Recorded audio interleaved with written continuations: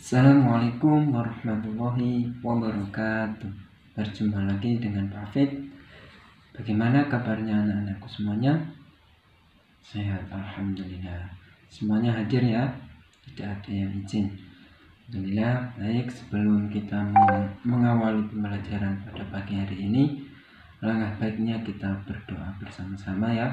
Semoga dengan berdoa diberikan kemudahan dan kelancaran pada pelajaran pagi hari ini. Berdoa mulai. Bismillahirrahmanirrahim. Raditu billahi rabba wa bil islami dina wa bi muhammadin nabiyya wa rasula. Rabbi zidni ilma warzuqni fahma. Amin. Baik, pada kesempatan hari ini kita akan membahas tentang hewan kurban ataupun korban, yang mana nanti adik-adik bisa diperhatikan yang Pak Afid akan terangkan. Baik, untuk tujuan pembelajaran yang pertama, peserta didik dapat menunjukkan sikap kemauan untuk berkorban dengan benar.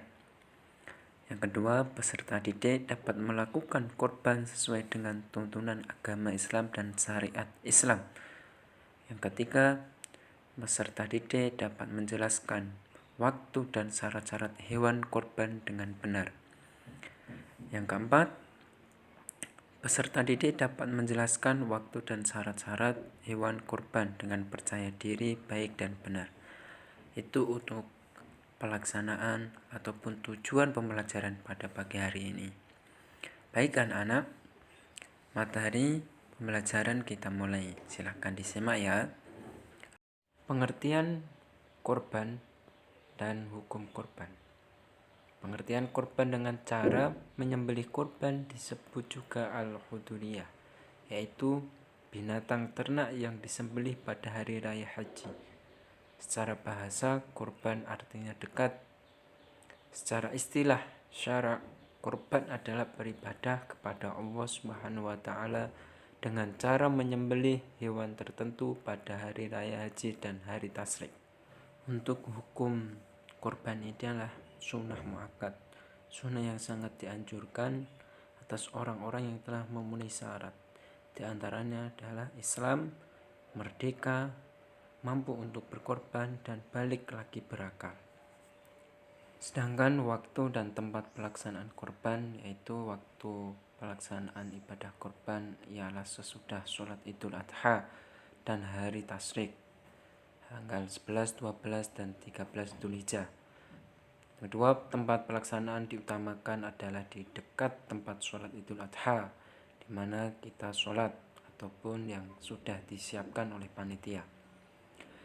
Terus hewan yang diperbolehkan untuk dikorbankan adalah salah satunya jenis hewan sapi, kambing, domba, ataupun onta. Kondisi hewan korban harus sehat, cukup umur, tidak boleh ada yang cacat matanya ataupun memiliki yang tidak stabil kondisinya. Tata cara melaksanakan korban ini adalah yang pertama, hewan yang akan dikorbankan dibaringkan ke sebelah rusuk yang kiri dengan posisi muka menghambat kiblat. 2. Menyembelih meletakkan kakinya sebelah di atas leher hewan agar hewan tidak meronta. Yang ketiga, penyembelihan melakukan penyembelihan sambil membaca Bismillahu Allahu Akbar. Orang yang menyaksikan melafalkan gembah takbir. Yang keempat, penyembelihan membaca doa. Adapun itu tata cara pelaksanaan korban yang harus kita perhatikan ketika kita untuk melakukan pengorbanan ataupun penyembelihan. Pun pembagian daging hewan korban ini ada dua. Apabila korbannya korban wajib atau nazar, seluruh daging korban disudahkan. Kedua, apabila korbannya sunnah, daging korban dibagi menjadi 3 bagian. Yang pertama 1/3 bagi untuk berkorban dan keluarga.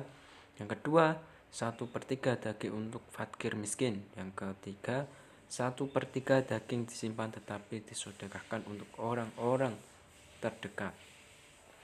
Adapun hikmah dan keutamaan korban: 1. Mendekatkan diri kepada Allah Subhanahu wa Ta'ala.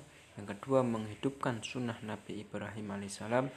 Yang ketiga, mendidik jiwa ke arah takwa dan mendekatkan diri kepada Allah Subhanahu wa Ta'ala.